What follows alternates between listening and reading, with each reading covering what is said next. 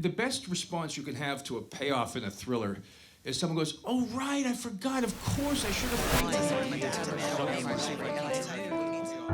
On Story offers a look inside the creative process from today's leading writers, creators, and filmmakers.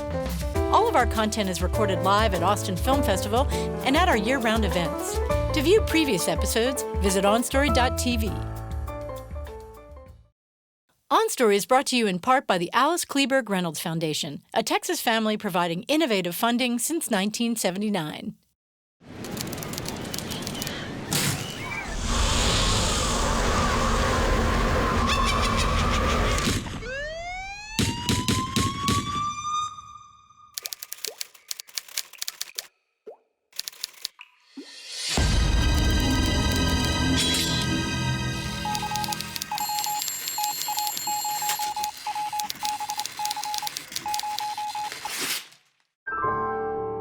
From Austin Film Festival, this is On Story, a look inside the creative process from today's leading writers, creators, and filmmakers. This week's On Story, Chernobyl creator Craig Mazin. Well, I didn't decide to write about it. I became compelled to write about it just because I had started just casually reading about it and became obsessed and just felt the need to tell the story. In this episode, Craig Mazin discusses the process behind his faithful depiction of the previously untold story of one of the most disastrous nuclear power plant accidents in history. It's a very emotional experience watching Chernobyl. And it was sort of like kind of reliving it, except we weren't paying that much attention in 1986, probably, as much as you made us pay attention this time. So I guess the first big obvious question is, huge comedy background, Chernobyl. Huge comedy background, Joker. See what's going on? Actually, same comedy background, same movies. The funny thing is, I think a lot of comedy writers can absolutely write drama, and they can direct drama. Comedy requires an understanding of the human psyche that I think is actually more accurate than the understanding that you get just from writing drama, because just writing drama is a little performative, it's a little re-representational, but comedy requires you to not only understand the logic, the emotional logic, and logic of your characters, you also need to understand the emotional logic of your audience, because you're constantly pulling magic tricks on them with comedy. So you are in an invisible dance with both your characters and all those people that you don't even know yet who are gonna see these people. So I don't think it's at all a stretch. You just have to have an instinct for how an audience is going to respond. You're playing a guessing game. There's a in psychology, it's called theory of mind. Theory of mind is, I'm me, I have my thoughts, but part of the human experience is, I need to imagine what's going on in your head right now, and imagine how you're feeling about what I'm saying right now. And you play theory of mind games as a writer all the time. That's 90% of what you're doing in a weird way. How will this be received? Because I have an intention, and I want you to get the intention. Let's delve into your decision, for whatever reasons, to do all these 5 episodes yourself, to be the writing room, and then to choose one director. Writing something like Chernobyl is a very intimate act. And the only way you're going to be able to be as original as you want to be and as creative as you want to be is to just be able to do it in your own head at light speed when you need to, or just sit alone and wait when you need to. I think that's something that you can do with one other writer. I don't see how you do it in a room, but then again, I have no experience in it. I know that rooms create great shows, so it's just idiosyncratic to me. Now, as far as the director went, when you shoot with one director, you can cross-board everything. Meaning, okay, we're in this location. This location is going to operate in episode 1 and episode 4. Oh, well, you're not directing episode 4. We'll come back here. That's just an inefficiency. And so using one director was creatively, it made it just creative unity, and it saved time and money for a production that was actually very expensive. And we got lucky because we found this incredible guy, Johan Renck, who just, I've never had a relationship like this with a director, where I don't even want to strangle him. How did you have those conversations with him, especially somebody you didn't already have a relationship with? And how did that, because the dystopian feel of it was so, it was in everything. It was in everything. Well, it's kind of a meeting of two minds. See, he got the script, so he understood what I wanted to do. And I'm a very visual writer. A lot of times I'll have what people are thinking as dialogue, but in action lines, because I don't want them saying it, I just want them thinking it. On the other side of the coin, I saw a miniseries that Johan had made. It was a Swedish miniseries, and it looked to me, I was like, that's what Chernobyl looks like. In my head, that's what it's always looked like, this kind of desaturated, we're in a city, we're in civilization, but it almost seems like the life has drained from it a little bit.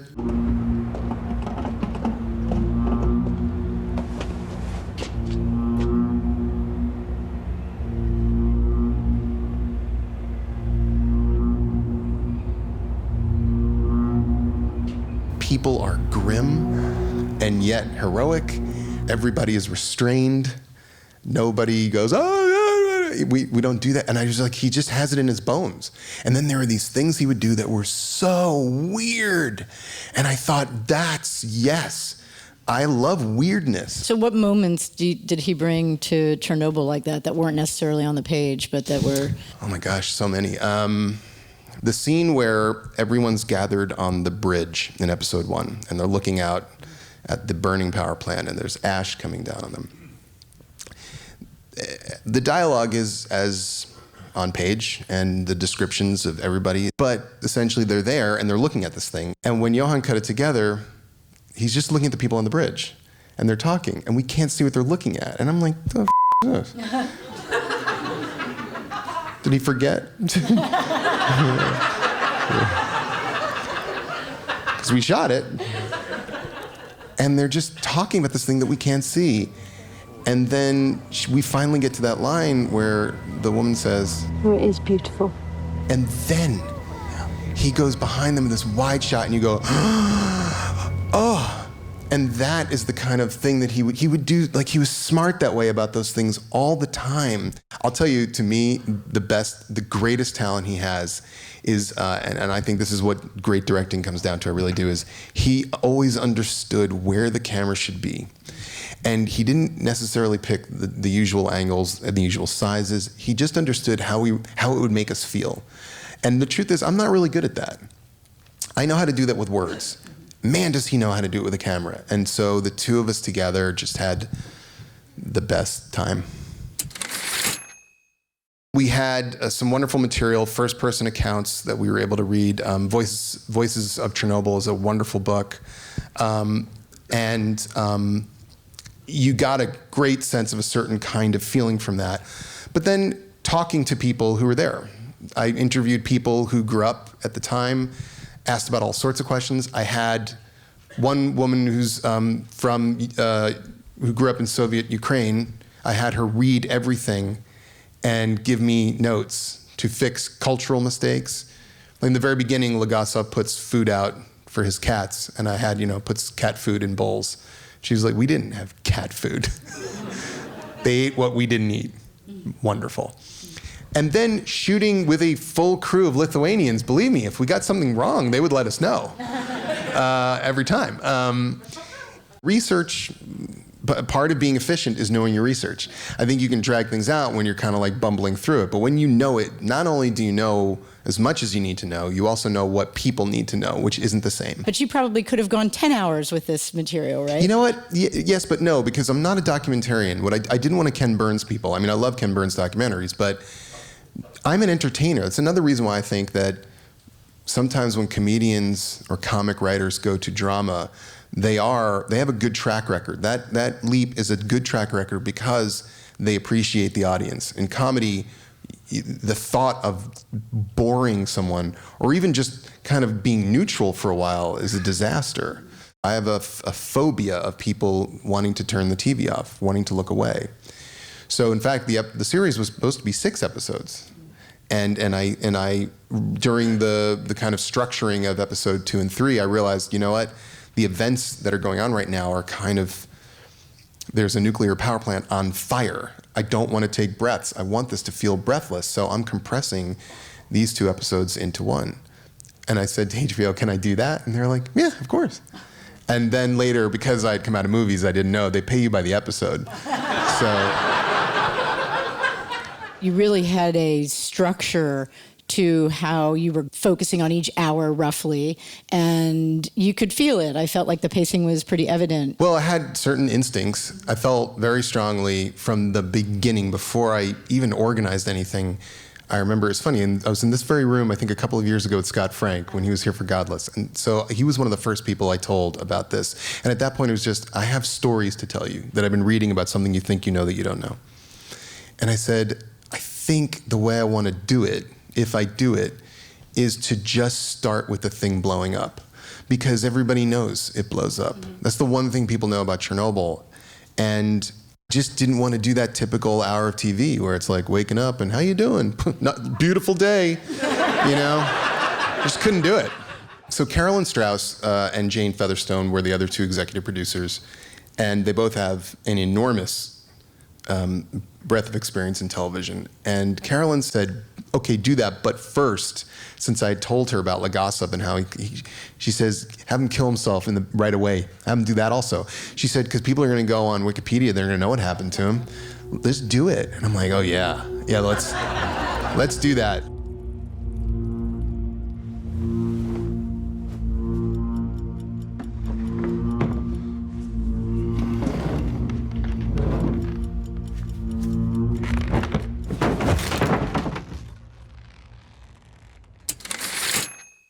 At what point were you looking at it as, I mean, are people going to believe this stuff? All the time. And then this is maybe too much for our audience, because I have to say, the firefighter, that was really rough. And a couple of those were really rough. Well, it could have been worse. If that makes you feel better. A lot of the firefighters who went to the fire that night did not even have jackets or helmets. Some of them were just in white T-shirts. As a firefighter? Yep.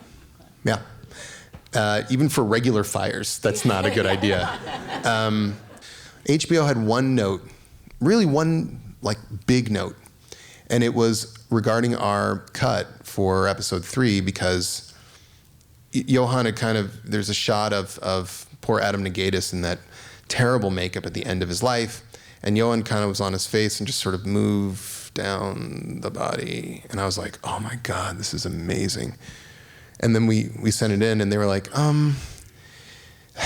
it's really disgusting. And no, but I know, like, it feels like you guys are kind of like enjoying it. And we were like, oh God, we almost were. Like, it was just piling on. And even if it's real, at some point you have to get a sense of when you're piling on, because you can't leave people in a bloody mess. You need them, you want to take their breath away, and you want to bring them right to the edge of despair. But you don't want them to say, well, this is almost turning into, pornography. Like, it'll be worse. It'll be worse now to not see him, because now we basically said, this is what we can show you. We can't show you that. And you also need to figure out how to put in context for things. So for instance, I think in the ordering of 3, I wanted Lumila to arrive at the hospital and see her husband and go, he's playing cards, he's fine. I also wanted the audience to go, okay, he's playing cards, he's fine. And then I wanted Jared Harris's character to explain to Stellan Skarsgård that there's a latency period for you to go, it's not going to be fine at all. Ionizing radiation tears the cellular structure apart. The skin blisters, turns red, then black. This is followed by a latency period. The immediate effects subside. The patient appears to be recovering. Healthy even, but they aren't. The changes that we made were changes that we had to make to be able to tell the story, but we never made changes to make it more dramatic. That was our rule. Like, we don't gild the lily. We don't need that. The actual, listen, while we were in prep, I found this very, very good piece of convincing evidence from another Chernobyl file, I guess you call them, Chernobyl researcher named Andrew Leatherbarrow, that contradicted everything I'd read on the internet about what happened to those 3 divers. Every story said that they died, which made total sense. And then he found excellent proof they did not. And that 2 of them are still alive today. And that has been confirmed, by the way. Well, so I went to Johan and I was like, so here's the thing. And also, this guy found an interview with one of the divers and he described that the water had kind of come up to their waist. Well, we had always thought that they were like fully in the water. And Johan's like, oh no, man, but come on, he's gotta be in the water. I'm like, no, and he goes, oh, just one time. And it turned out that that was actually great. Like in the end, the fact that they weren't completely underwater and you had them, there was something even scarier about it.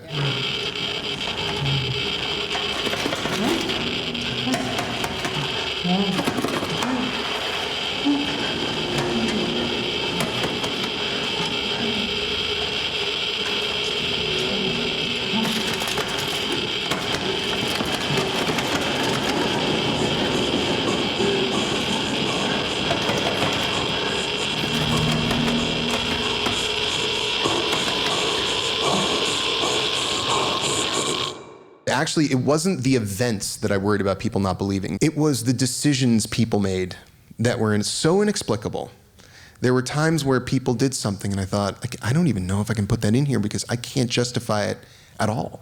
It was the level of delusion and denial was sometimes too hard to take, and I just felt people were going to feel like I was pushing it, you know? Well, but there was so much. I mean, and it seemed like some of the things you chose to really double down on, like the miners, or the miners. Can you talk about that? He was not a real character. He was my creation based on. We also had a second professional researcher named Mazin who works with Scott Frank a lot. And she found this story about Soviet miners that while I was writing, I had to go back and like rejigger it. That, in fact, the Soviet miners were some of the most emboldened citizens in the Soviet Union because the Soviet Union was desperate for power. The industrial expansion that was going on was enormous. It's one of the reasons they kept building these massive reactors too fast and in poor manner. But there had been a coal strike, which was devastating. And essentially, the coal miners knew they had the Soviets by the and they came from this long tradition of miners, very similar to the miners in West Virginia. It's that kind of my son, my father, my father's father. And they were tough, and they didn't take crap from anybody. And I just wanted to embody, because you go through this whole thing and you just see everybody nervous. And here's the guy's not nervous at all, and yet still heroic, and still does it. Because there was that remarkable communal sense. I mean, communism we think of as the imposed, broken, repressive political system, and it was murderous. But there was also a spirit of actual communism among people that was real. They did that, and I found that contrast fascinating. Who's in charge here? I'm the crew chief. I'm Shadov, Minister of Coal Industries. We know who you are. How many men do you have? On this shift, 45 here, 100 in total. I need over 100 men to gather their equipment and get on the trucks. Do you? To where? That's classified.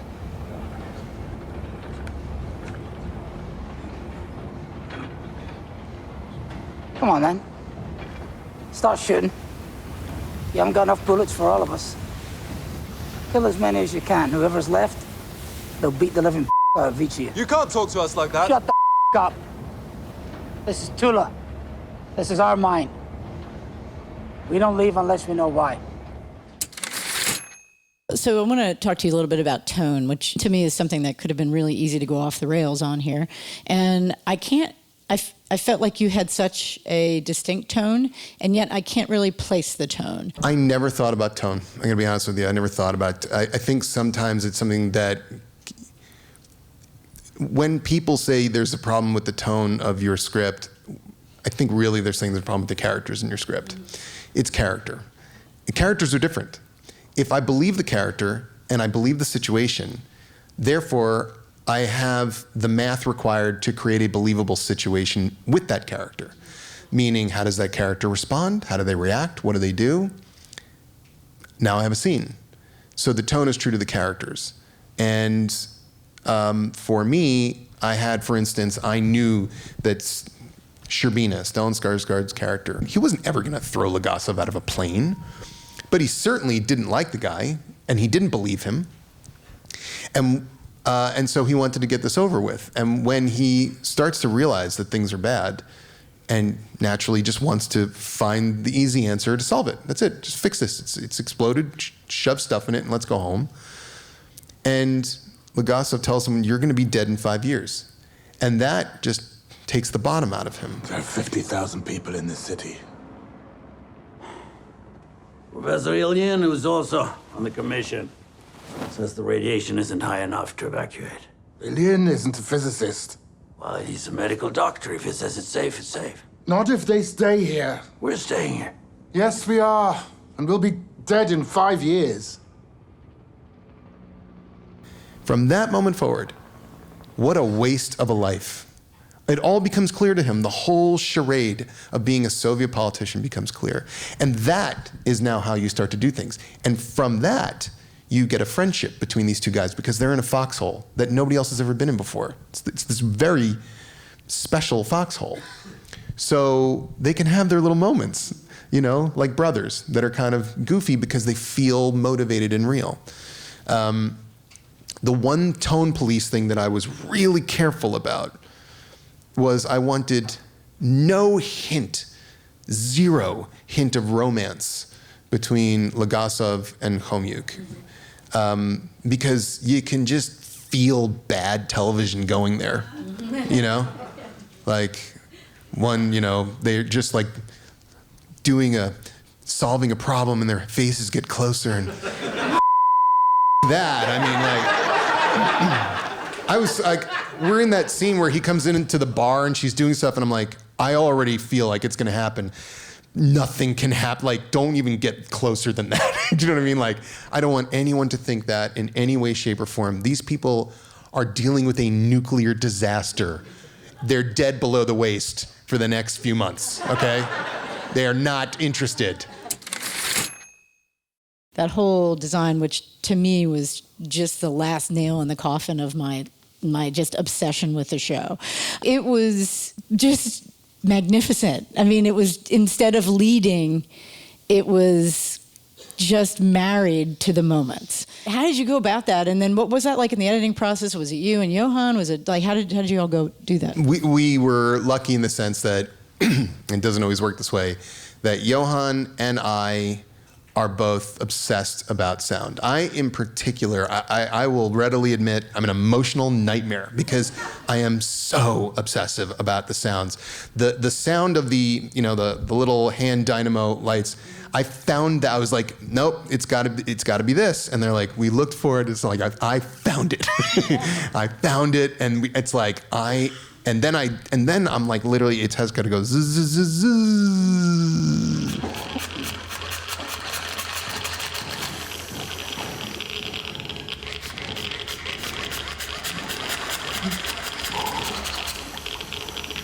That is very much just about passion and care. And also just because I think I'm a very auditory person. But the other magic ingredient is Hilda Gudnadottir. Hilda Gudnadottir is our composer, and, well, she's just incredible. And we all had a philosophy that we never wanted the music to underscore the things on screen. So when someone is scared, we never wanted like, we don't do that. Every now and then I would just say, can the score acknowledge that something has just changed? That's all. Something's changed. But she built that out of recordings she made in a nuclear power plant. It was designed to evoke a sense in you of something. But also she had the ability to then create melody that would just sort of emerge out of noise.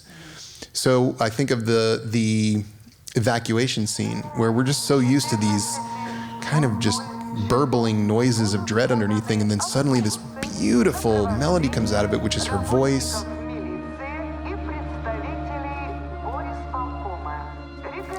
it was just a marriage of obsessives about sound, and I will always be that way. I think that people underestimate how valuable sound is. You've been watching On Writing Chernobyl on OnStory.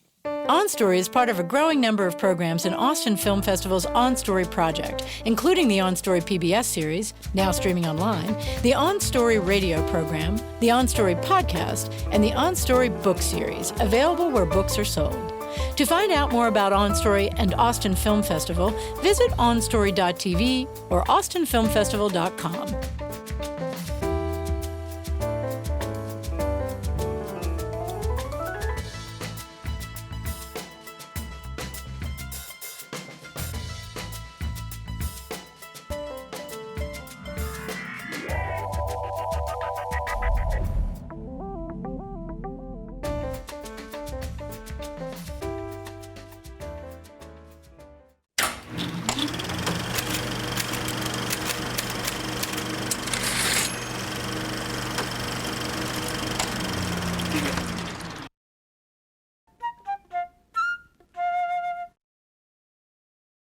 Want to see OnStory live? Join us at Austin Film Festival's annual Writers' Conference each October. Visit www.austinfilmfestival.com to find out more about badges and passes to attend the festival.